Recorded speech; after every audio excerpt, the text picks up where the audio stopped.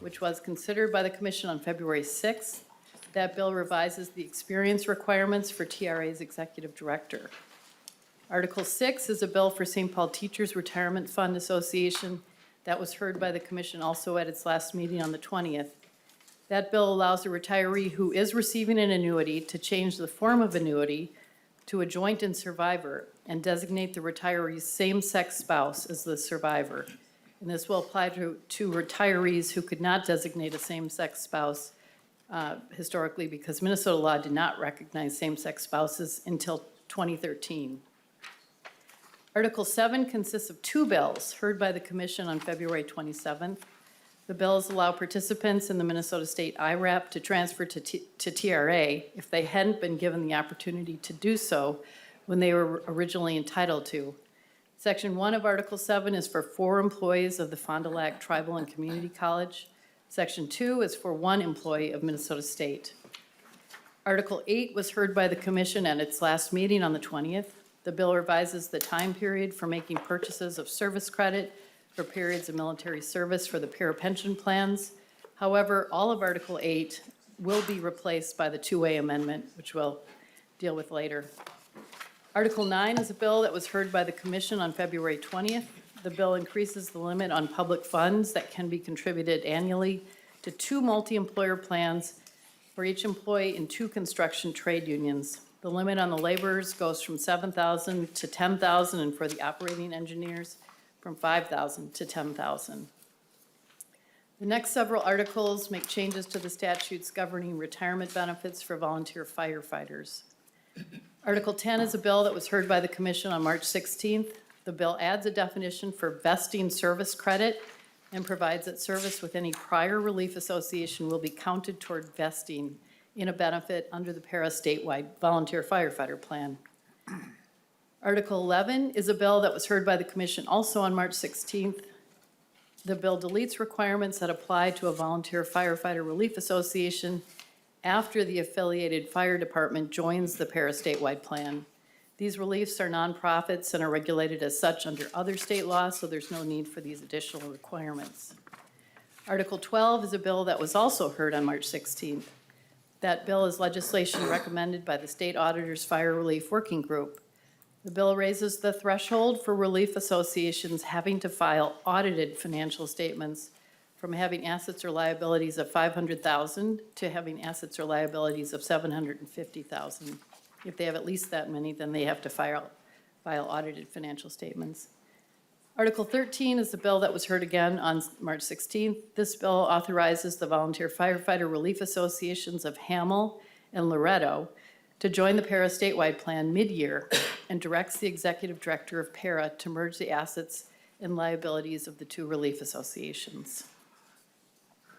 Thank you, Ms. Lenczewski. Members, any questions on adoption of the DEA 23-0092 amendment? Representative Nadeau. Is this, and I'm sorry if I'm out of order here. I'm looking at the A23092, are we not, we're not on that? We're on it, okay. Excellent, thank you. So my question, and I'm sorry, the more I learn about this committee, the more questions I get. And so I wasn't really aware of a lot back when Representative Nelson brought that 1201 bill. And so I think my questions are really around that. And I'm curious as to how many, as I've sat through this committee and we kind of agonize and try to figure out how do we make these changes? You know, how do we really ensure that we have adequate funding to provide those benefits that we've promised? And then all of a sudden this the thing comes up where I learned that there's certain public employees who have not only a para plan, but they also have a supplemental plan. And so maybe somebody could spend a little bit of time talking to me about how that works, what this impact will be. I read the staff report on that thing, and it was talking about doubling the amount that is negotiable could increase a supplemental pension to about $3,500. And that seems significant when we're working, when we're trying to help everyone. So maybe maybe my question is Representative Nelson, if you could just spend a little bit of time educating me on how this works, I would appreciate it. Representative Nelson? Thank you, Madam Chair. And with the supplemental plans, and just so I can get my head straight on this, these are plans that these members through their union have that work outside of the public service. They voted to do this, take money off their check and put into these plans themselves. And this is allowing, what we've allowed to do is that people that work for public sector to be able to do that same thing, take money off of their check and put it into these supplemental plans, similar like a private IRA. And in some cases, these people, because they got pension plans, without it being through the union, they wouldn't be able to have an IRA because they already have a separate pension plan. So this is a supplemental plan that the membership has decided they want this. It was part of their contract negotiations and collective bargaining negotiations that they came up with these plans. And then again, it allows, like I said, these are for outside, people that work outside of the public sector, but it's allowing the people that are inside of the public sector to be able to also contribute to these plans. And that's what this is doing. And originally there was a cap put on it, and those caps have been raised occasionally over the years. Follow-up, Representative O'Driscoll? Yes. I'm Representative Nadeau, sorry. I saw him walk in. It's all good. That's a compliment. It's a compliment that I think so- everybody is Representative O'Driscoll, I think. And thank you, Representative Nelson. So is it, and thank you. So is it possible for, depending on where one works, if somebody works in Anoka County, based on the list that was in here, who works as an operator in Anoka County versus Hennepin, and I checked with my county, and we don't have supplemental plans in Hennepin County. So in Anoka County, an operator could use 1 hour and get twice the pension for that 1 hour worked? Representative Nelson, and I mean, I don't know if this is something that maybe Ms. Lenczewski can answer, or if we have somebody from the plan here that could answer the question better. I don't see anybody here from the 49ers. They're not doubling up, Madam Chair and members, they're not doubling up. Again, this is money, additional money that they're taking out of their own pocket and putting into those funds. And I recognize that, but this is also authorized, the bill that you brought, 1201, that is literally for employer money. That is cities and counties, those are public employers to contribute now up to $10,000. And don't get me wrong, I'm not arguing against it. I'm just trying to understand if you can get double the pension if you work in a particular county that has a supplemental plan. Actually, I saw Senator Frentz's hand up. Can I go to him I was first? gonna say, go to Senator Frentz. maybe he has a better answer. No, probably not, but thank you, Representative Nelson, thank you, Madam Chair, thanks, Representative Neto. What we're saying is, they can already negotiate these additional pensions as part of the contract. We're simply increasing the amount that they can negotiate for that pension portion. So there's already a cap or a limit, and when they sit down at the bargaining table, they used to say, before this potentially is enacted, you can only get this much. So we're essentially creating more, this is my words, not theirs, more for the people, the workers negotiating to say, well, you can go up to this number. The theory would be, it would be more appropriate of a cap, time having passed inflation, so that they can get more. I guess if you were the city or the county, you would say, well, we might prefer to have that cap be lower, but they are okay with it as best we can understand. It's just a negotiated item, and now they can negotiate more. They couldn't sit down before and say you can get up to $20,000, and they still can't, but now they can sit down and say you can get 10 if this were to pass. And so it's, you're putting your boundaries at a higher level, and if you're cheering for LaUna or cheering for the 49ers, gives them a little more leverage to fight for a higher. Now it's possible that they got a larger dollar amount. I don't know if I did any better, Representative Nelson.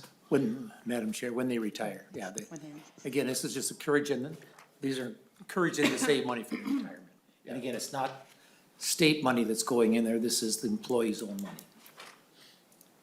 Representative Nadeau. And I, just to be clear, that's not what this bill is. I mean, I get that they're gonna match it, but 1201 is money that is contributed by public subdivisions. So it's cities, counties that actually are matching that contribution. And I'm not arguing against it. The question that I have is, can someone who works in a city in Public Works as a 49er get a para pension and a supplemental pension for the same hours worked? That's what I'm trying to understand. Representative Doe, I'm going to go to Senator Frentz, I think his hand was up, but then I'm going to have Ms. Lenczewski, who knows quite a bit about this, maybe give you a little bit more background on the particular bill. I like to defer to the chair. I'm going to the chair. The employer contribution is part of what they can now negotiate, and they always could. It's not a double pension, it's just part of, this package, and now we're saying it can be a larger share for the employer should this pass. Thanks, Madam Chair. Ms. Lenczewski is really the expert here. Ms. Lenczewski. Back about, 4 years ago, we researched this thoroughly to try to understand how this works. And it is true, they will get a pension based on the same service. So they get a pension from para, and they'll get a pension from their multi-employer plan. But Representative Nelson is correct in that this is money that is coming to the employee as wages, and they are bargaining then to put this away in the multi-employer plan. There's this odd little thing that happens under the Internal Revenue Code.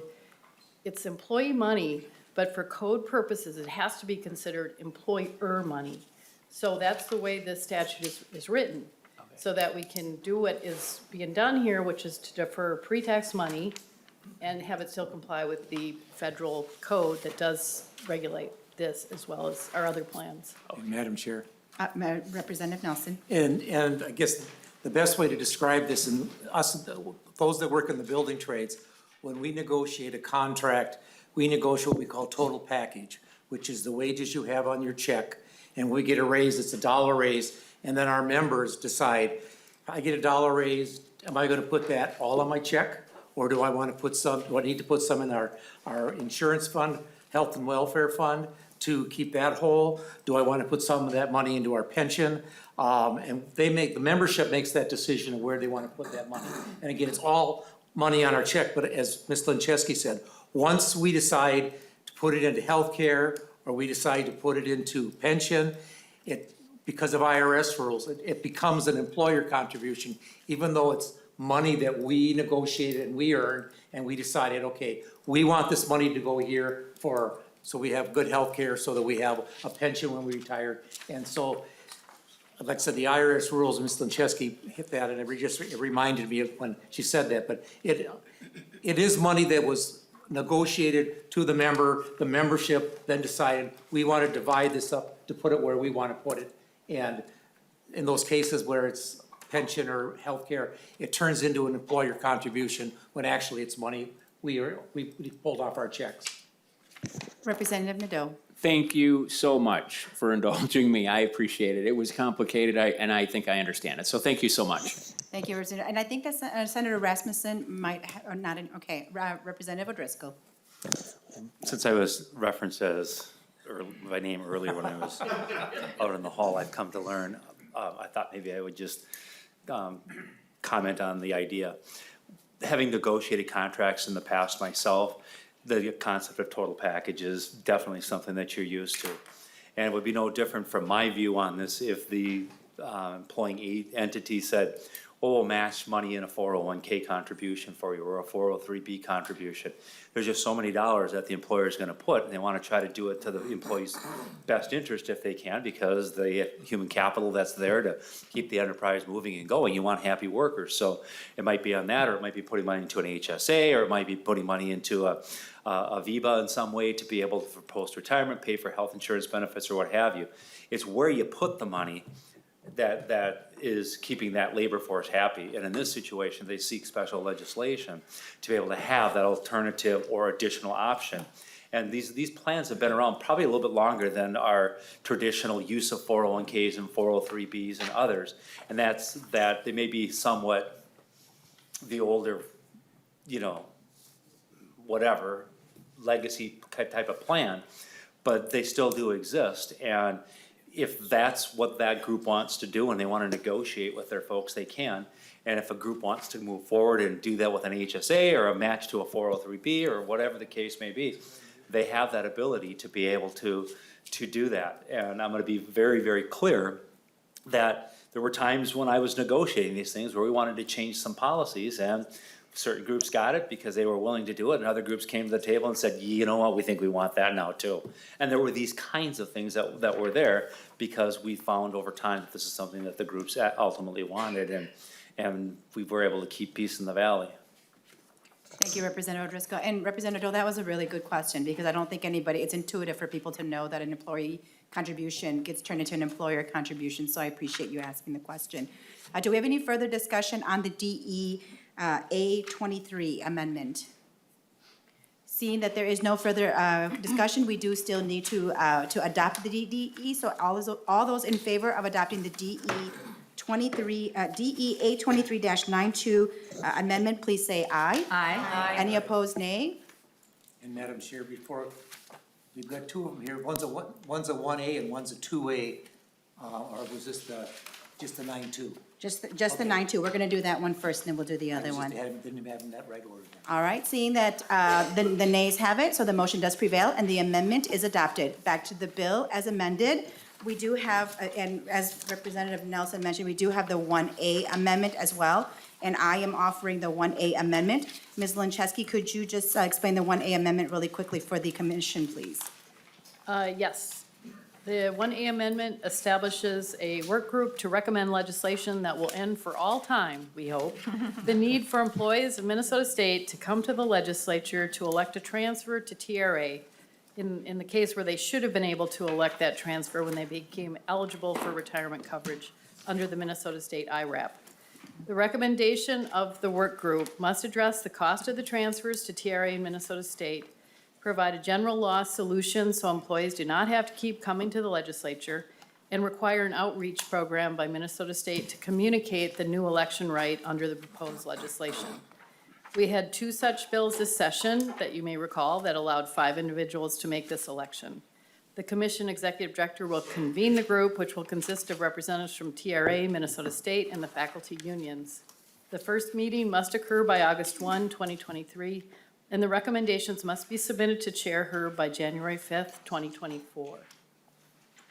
Thank you, Ms. Lenczewski. Do we have any discussion to the 1A amendment? Representative O'Driscoll. Madam Chair,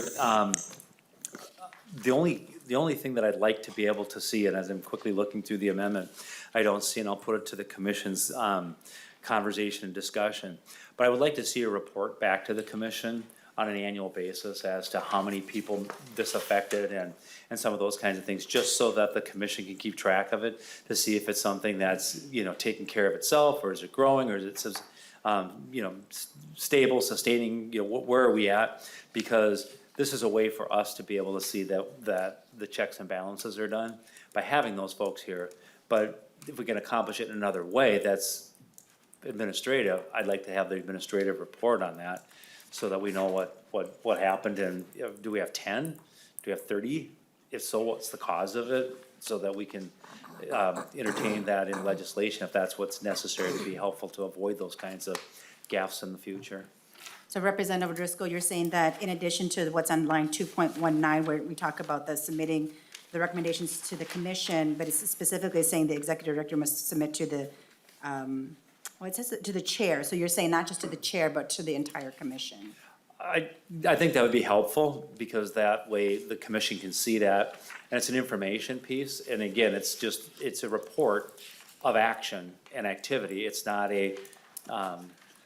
and I just think that that's important, because we have spent one whole commission meeting in the past, and probably Representative Nelson and Senator Pappas remember that, where we heard person after person coming in, and for the past couple of years, we really haven't had much until we had a few this year. And so I just like to kind of monitor that and have the commission have that information. Since the membership does change over time, that at least that keeps a marker in front of the commission from a historical perspective of something that's been a cornerstone of the things that we've had to deal with. Thank you, Representative O'Driscoll. And Senator Pappas, did I see your hand up? Did you? So would anybody be opposed if we just did a oral amendment to this, to add what Representative O'Driscoll is saying? Or you're shaking your head, no opposition? Ms. Lenczewski, can we add that and is there specific wording that you would like for it to be, Representative O'Driscoll? Because I want to be able to move this out of here and pass it out so that we could get it to State Gov, because we're hearing it tomorrow night in State Gov. Would that be okay? Madam Chair, take any of the 500 words I just gave you and craft what you need. So could we just add, yeah, go ahead, Ms. Lenczewski. So if this is okay, instead of at the due date for submitting the recommendation, if we could include in the legislation that they come back to the commission with, that we include a requirement that the legislation include an annual report to the commission that provides the number of employees that elected and the costs of the elections. You know, I think that's a great idea. I'm sorry, Madam Chair. Yeah, go ahead, Representative I think it's O'Driscoll. a great idea, and what can happen is maybe annually the executive directors can report back early on in the commission to get that information to the members, and then the members can dialogue if they need to, instead of having a separate report, it can just be added on to how I spent my summer vacation when they come back and, for the next time around. Madam Chair, Representative Nelson. as I read this work group expires June 30th of 2024, so I guess who would be after June 30th? Who's gonna be preparing this report? Is it gonna be, as Representative O'Driscoll said, the directors of the funds, or who's gonna be making that report after the work group expires? Ms. Lenczewski? Representative Nelson, Madam Chair, my thought is that the legislation that they come back to the commission with, they have to recommend legislation, will be required under this new number 5 to include a report to the commission. And then we can specify that it needs to come from, say, the director at Minnesota State and the director of TRA. You know, will together provide this report to the commission annually, and then you will all get it through that legislation that will be drafted. Okay, right. Does that sound acceptable, Yeah, Representative Nelson? that explains it, yep. Okay, so then we will, based on what Ms. Lenczewski just stated, we will amend the language, and then that will be brought in front of the State Gov tomorrow if we pass it out of here. If you want, I'll move the oral amendment. If Representative Driscoll, please do. Okay, Yeah, all I'll right. move the oral amendment, Madam Chair. So just To the for A2, procedural or the reasons, do A1 I have rather. to vote on the oral amendment outside of this A1 amendment? Or can we vote the A1 amendment as amended by Representative O'Driscoll? You can move to incorporate the motion, you can amend your motion to incorporate. All right, so then I'm make sure I say the right thing here. So then I move to amend the A1 amendment with the oral amendment presented by Representative O'Driscoll. All those in favor of, yes, Senator Pappas? I think I need that language repeated. Okay. Ms. Lenczewski, can you repeat that language again? Okay, so this is over in subdivision 3, the scope. The work group must recommend legislation or alternatives for legislation that, and then this is the new language, 5, requires Minnesota State and TRA to annually report to the commission the number of employees and the costs of the transfers. Okay. Sounds good. Thank you, Senator Pappas. All those in favor of the A1 amendment as amended, please say aye. Aye. Any opposed, nay? And the amendment prevails, and we can move forward with we can go to the underlying bill as amended in the A1. Is that correct? Yes. that is Okay. Madam Chair, Yes, Senator Howe. So we're gonna take the underlying amendment, is what we're doing, The A1, A23? correct? We're taking the A1 amendment that is amended by the oral amendment. Right. Yes. right, the A1, 1A. 1A, it's 1A. The 1A, my apologies, the 1A. This is my first time, thank you all, this is a little bit complicated. All right, with that then, the bill is in the order is there any discussion around the A1 amendment as amended? Okay, no, and we do have testifiers here to talk to this A1 amendment, is that correct? 2 testifiers here today to talk. The A1, yeah. All right, we have Mr. Stoffel with us today, so if you could go ahead and just identify yourself for the record and proceed with your testimony. Good evening, Madam Chair and members. I'm here to talk about the 1A amendment that you just looked at, the study group for the IRAP transfer to TRA. And as we stated before, we are eager to be part of that process. Thank you very much. We appreciate being involved and having that communication. We think this will be a good step, especially for the members and for the Pension Commission as well. One thing I would like to point out is that we have looked at earlier drafts of this amendment, and we were suggesting some language that didn't make it in here. I'm referring to the language on rows 2.3 and 2.4 of the 1A amendment.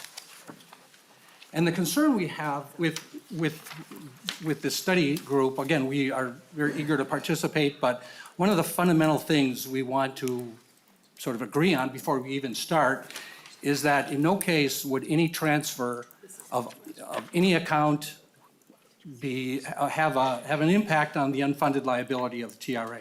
We don't want to have any increase in the unfunded liability. What needs to be paid by these transfers is 100% of the actuarial present value. That's currently what happens whenever in the past, we have plenty of precedent. Every one of these transfers that's happened in the past has been 100% of actuarial value. That's the way we handle repayment of refunds or service credit purchases. So that's a very fundamental principle that we have going into this study group. And the language on lines 2.3 and 2.4 talks about addressing the cost. And to me, that implies that there could be some suggestion or recommendation to pay something less than 100% of the actuarial cost. TRA needs to be made whole in these transfers. Again, that's the way we've always done these. That's the way they need to be done in the future. If that doesn't happen, if less than 100% of actuarial value is paid, that means all of the other members of the pension plan are going to be subsidizing that payment. And that's what we need to avoid that. And we were asking that be made clear right in this study draft language. I don't know if you're interested in entertaining another oral amendment, but it's a very short change to that language that I could suggest, if that would help the commission. I am going to open this up for discussion at this point. I know that Senator Howe and Senator Rasmussen do have questions, so I'll go to Senator Howe for, Senator Well, Rasmussen. I was just thinking, I think there's a simple amendment. I think we're thinking the same thing, so I think all you have to do is delete the TRA piece and you're good. Wouldn't that be it? But Madam Chair, Senator Howe, I'm not sure what you mean by delete TRA. We don't want to be deleted out of the study. no, But I'm saying the 2.3, on line 2.3, you just delete the Teachers Retirement Association and you would take that piece out because there wouldn't be any cost to TRA. Is that what we're saying? Madam Chair, Senator Howe, what I'm suggesting is that instead of what's on lines 2.3 and 2.4, it would say, do not result in an increase in unfunded liabilities for the TRA. Senator Howe, go ahead and Thank you, finish. Madam Chair. Well, I think what we'd like to know is how much it's costing the state colleges, universities, because they're gonna have to pony up some costs. So if there's no cost to you, that's one thing. But we still wanna know what the cost is coming from the other folks. Madam Chair, Senator Howe, absolutely, and I think that's part of the reporting process that was suggested earlier. We'll be reporting that through that reporting mechanism. All I'm trying to do is protect the TRA fund from absorbing any liabilities, unpaid liabilities, to allow a person to join TRA with less than full funding. And Mr. Stoffel, I do believe that would be part of the group's recommendation and discussion, as they would all be the ones actually talking about that. I think that the group that is being put together would be considering the impact on funding of the plan themselves. Senator Rasmussen. Thank you, Madam Chair, and I guess I could, if folks want to offer an oral amendment under subdivision 3, it would be paragraph 5. It would just simply say, does not increase the unfunded liability to the Teachers Retirement Association. So just add a new requirement to the scope of work for the work group.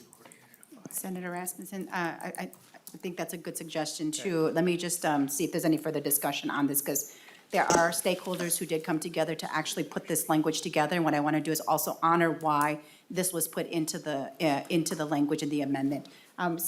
Representative Nelson, did you have a comment? Director Lenczewski? Okay. Do we, well, I guess, I don't want to shut down the conversation, but I don't know if there's actually another testifier here who would be contributing to this conversation. If there is, if you want to make your way up to the testifiers table and make a comment?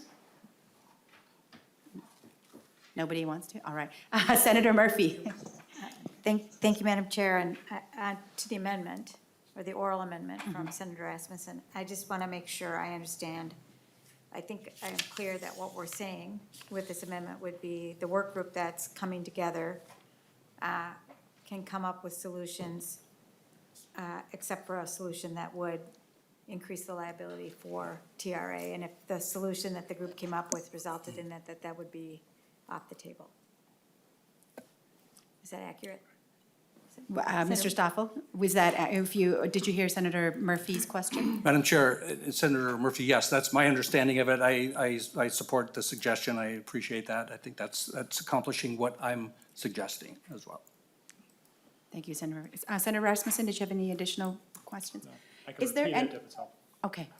Is there anybody here who is from the work groups that helped put this together that have any comment as to why the language is written the way that it is or was put together in this way? Okay, just give me 1 second.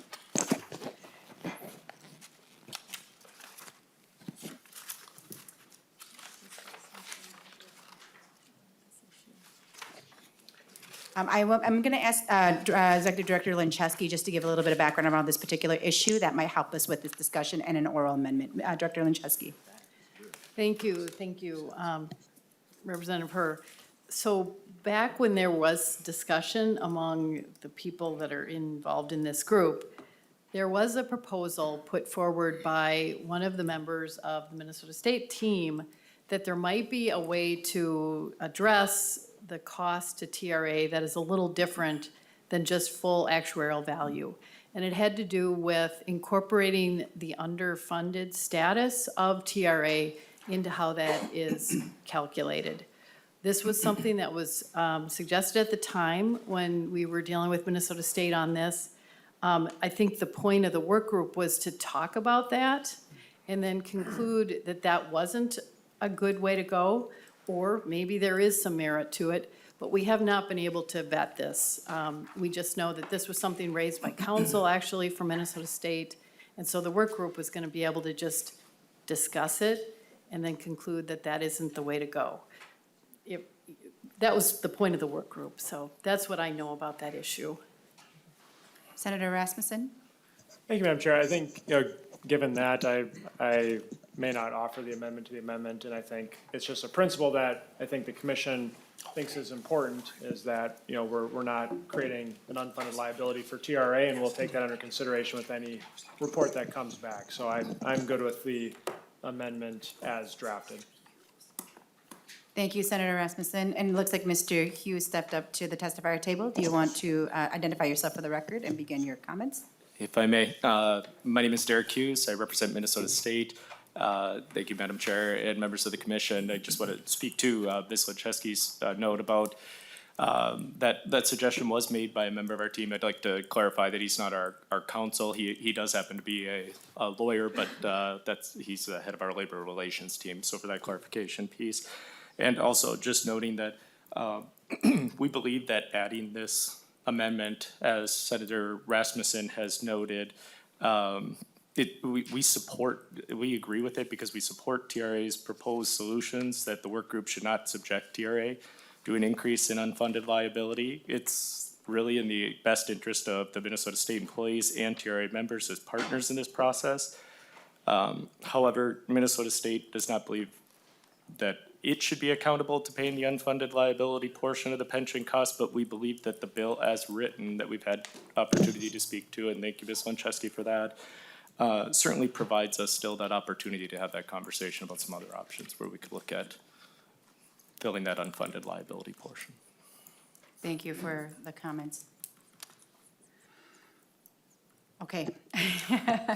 This, Mr. Stoffel. If I might just make give you a quick example of why I think this is really important, and it's kind of foundational to this study group. If we don't have this agreement, the study group is gonna flounder, I believe. Let's just say we have an actuarial purchase that's $100,000. And let's say that, in an extreme example, TRA is only 10% funded. So the person making the purchase only has to put in $10,000. The other $90,000 goes into the fund, becomes part of the unfunded liability that all the other members and school districts are on the hook for. So it's really a matter of trying to keep this liability on the member, the transfer that's coming in, and not spread it across any other single person in the plan. I mean, that's an extreme example, but it kind of gives you an idea what, you know. I do actually need just another voice in this really quick, and I know that Mr. Doug Anderson is here, and I'm wondering if Mr. Anderson could just give me a little bit perspective of, I think he has an alternative or an explanation for why things can stay in this way. I just need to have one more voice on this.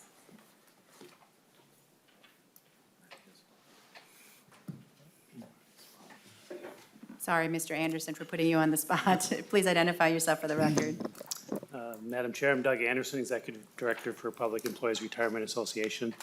I actually think Jay explained that example really well. I'm not sure that I can add beyond that.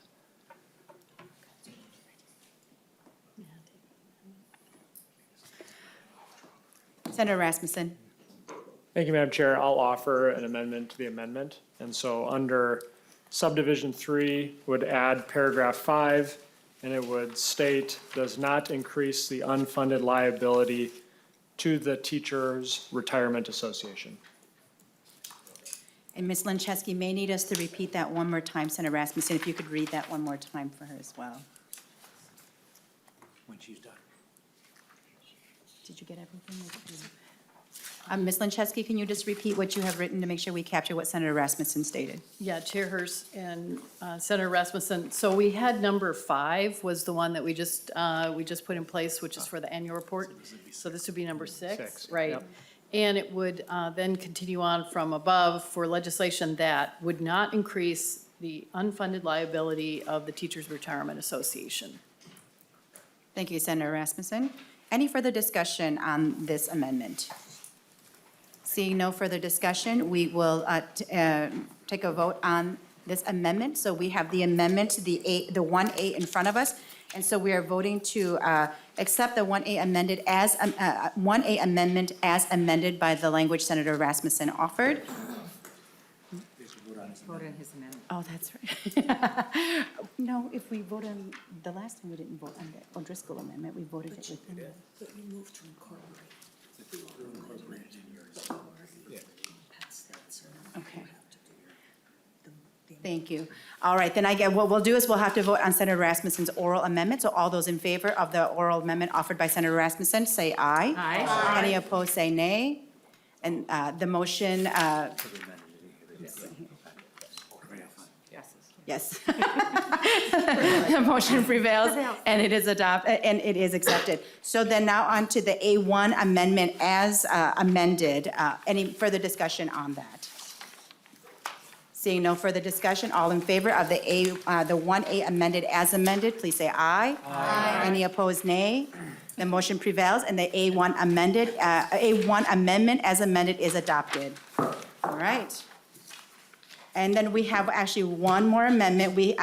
Senator Howe, it's the 2A amendment. That is yours, I believe? Yes, Madam Chair, and the 2A amendment, what it does is amends both the TRA and the St. Paul Teachers Retirement Fund Association, where military folks have gone to service and come back to buy their time back. It extends their time to 3 years. And the reason for that is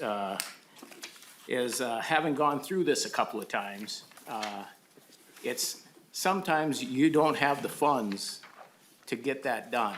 I mean, both times when I did it, I ended up with second mortgages to make all this happen. So And we did it with PRA, we did it with MSRS, we didn't address it for the teachers, folks, so that's what this does. It would treat all service members the same, that's all it would do. It extends their time, gives them more time to be able to bring up the funds to buy back that service credit time when they're deployed. Thank you, Senator Howe. Any questions, member questions to the 2A amendment? Seeing that there are no questions and no discussion, all those in favor of adopting the 2A amendment to the House File 2950 and Senate File 3016 signify by saying aye. Aye. All those opposed, say nay. The amendment prevails, and the 2A amendment is adopted. We will now move to testimony on the bill. We did not have anybody ahead of time sign up to testify for the bill. If we have any members here of the public that would like to testify on this bill, please make your way up to the testifier table. It looks like we do not have any.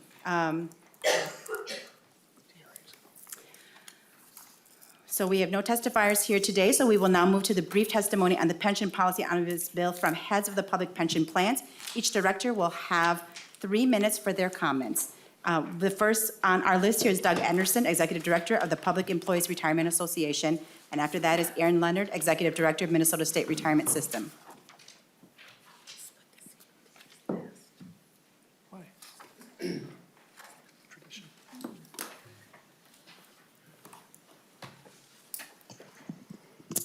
Madam Chair, I'm Doug Anderson, Executive Director for the Public Employees Retirement Association. PARA has appreciated having the opportunity to work with you and Senator Frentz and the rest of the commission on the omnibus policy bill. PARA supports House File 2950, Senate File 3016, as the bill includes PARA's administrative provisions, SVF vesting change, and other legislation that PARA is comfortable with. Again, thank you for your work on this bill. Thank you, Mr. Anderson. Ms. Leonard?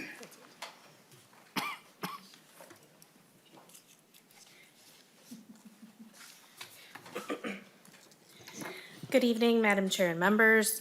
For the record, my name is Erin Leonard. I'm the Executive Director of the Minnesota State Retirement System. I want to thank the authors of our original administrative bill, Senator Murphy, Representative Wolgamott, and thank you for including our administrative provisions in this omnibus bill. Ms. Lenczewski explained the provisions well. Just to remind members, we will change the window of the State Patrol retirement application process to be consistent with our other plans, and this will change the judge's plan, similar to the amendment you just adopted, giving them the opportunity, a longer period of time to purchase military leave service. Both of these changes are administrative in nature, no fiscal impact, and I appreciate the time and attention that the commission has spent on these bills and all the other bills in the pension omnibus bill. Thank you, Ms. Leonard.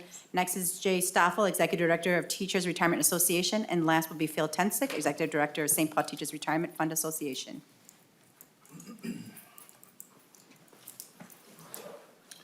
Madam Chair, Jay Stoffel, Executive Director of Teachers Retirement Association. I am here to support the provisions in Article 5 that relate to TRA and express our gratitude for Representative Wolgamott and Senator Murphy for authoring those individual bills. All of these items for TRA are very important, and we appreciate working with the Commission to get these completed this year. We also support the provision in Article 7 related to the IRAP purchases. As far as the amendments, the 1A amendment I already spoke to for the study group, and for the 2A amendment, in the spirit of honoring the service of our veterans and to achieve the uniformity that's desired by Senator Howe, we support that as well. Thank you very much, members of the Commission. Thank you, Mr. Stoffel. And last is Phil Tensick, as Executive Director of St. Paul Teachers Retirement.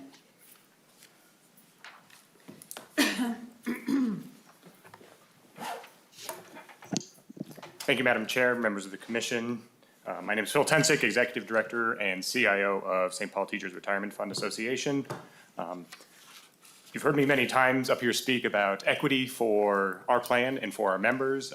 The two items that we have in this that allow same-sex couples who are unable to be married due to state law and extending the time frame for veterans to buy back do achieve those principles, and so our plan would support those. I'd like to thank Senators Rasmussen and Howe for helping us achieve those principles with this bill.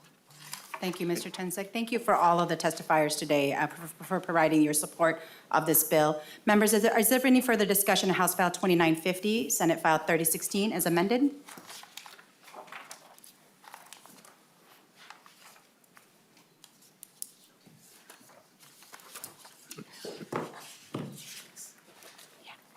And members, before I move on to our last bit of business, I did just want to say really quick that I've really enjoyed working with all of you. This bill, this policy bill, this is my first time chairing a committee.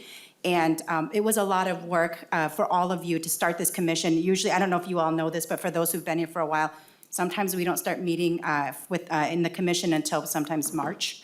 And that you all were appointed early and we met early and we did hear more bills than I think we've ever heard, and we've had more contribution from each and every one of you than we've had in the past. And staff has worked tremendously hard, and all of those who care about pensions, every single one of you that show up every week to listen to what we have on the table, I greatly appreciate that. It has made me a better chair. It has made our bill a better omnibus bill, and we've included a lot of provisions that were brought forward. And so I just wanted to say thank you to every one of you for taking this work very seriously.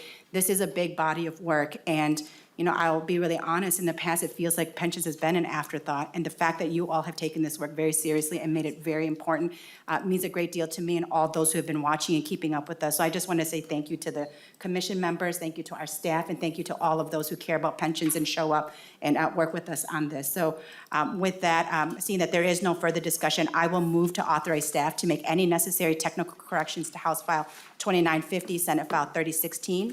All those in favor signify by saying aye. Aye. Any opposed signify by saying nay.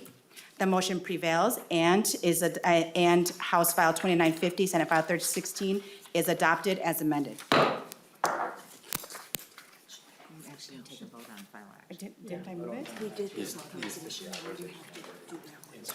So I got so passionate in what I was saying to all of you that I actually did not do what I needed to do. So I actually have to move to authorize staff to make, no, we did that part. Yep. You have to renew your motion, the House file. Yeah, so now I will move that House File 2915 Senate File. And they even make it all color coded as well, and I'm not doing this correct. I was looking at the star again. I will now move the House File 2950 and Senate File 3016 as amended, being recommended as the 2023 Pension and Retirement Policy Bill, and this recommendation be forwarded to the House and Senate Committees of Jurisdiction. All those in favor signify by saying aye. Aye. All those opposed signify by saying nay. And the motion prevails, and the recommendation is adopted. Thank you, members, for all of your hard work this session. All right, Representative O'Driscoll, I am just not in a good place right now. I'm more pleased that you got the second part right than the first part. Representative O'Driscoll. I have been called worse than a senator, but in all seriousness, can you give us a kind of a guide path of what we're looking at for the fiscal? Are we meeting on Monday? Are we, what's our plan? Are we gonna have some more evening meetings? How do you want to approach that, and how should we do our homework and be ready for that? Thank you, Representative O'Driscoll, for that question. So I think as many of you saw, we did get a target of $600 million. And that is one-time money, but some of this, we have tails of $100 million, but that is specifically earmarked for House File 1234, the PTSD duty disability bill. And so we have one-time money of $600 million, and staff and I will be working on putting together a spreadsheet of what could potentially be included. And so it will not be a full bill that will be coming in front of us, but we would like to work on that through the weekend and put that in front of all of you on Monday. So come prepared to just, look at that spreadsheet and have a discussion with us on what can be included. Though this is I just want to just say publicly that this is the highest target pension has ever received. It is not what we wanted. I don't know if all of you were aware of this, but all of the ask totaled $3.3 billion. It would have been great to get $3.3 billion, but we did not get that. And so we are going to be making some really tough decisions about how do we ensure that we honor our active pension members, those who are retired, and all of the different ways in which we want to make sure we keep our pension plans healthy. And so that is what we will be doing and taking consideration as we look at what is proposed on Monday. Does that answer your question, Representative Driscoll? Thank you, Madam Chair. Like I say, I just was kind of curious, and I know that we're going to have the next bill, which is the fiscal part of this, and just getting kind of an idea, because folks have been pretty busy the last couple weeks. They have been very busy. So thank you all so much, and thank you for the question. Is there any other questions or comments before I let you all go? Senator Frentz. Yeah, I have a comment. I just want to say thank you, Madam Chair. You led the commission just like it's supposed to be led. You took the lead on all the tough issues. You put out the big bills, and we got a good result on the policy bill. Looking forward to working with everybody, including members and stakeholders on the finance side. And I certainly think the target is a reflection of how important pensions is, so I support everything you've done so far. And the comment about the target being for pensions, I think is very valid, and I think hopefully that sets a standard for future years and future pension commissions. Looking forward to Monday, and thank you. Thank you, Senator Frentz. That concludes our business for today, members. Our next hearing will be at our normally scheduled time at 8:30 a.m. on Monday, March 27th. We will be considering finance bills and begin consideration for our pension budget omnibus bill now that targets have been announced. So seeing no further business in front of this committee, this meeting is adjourned.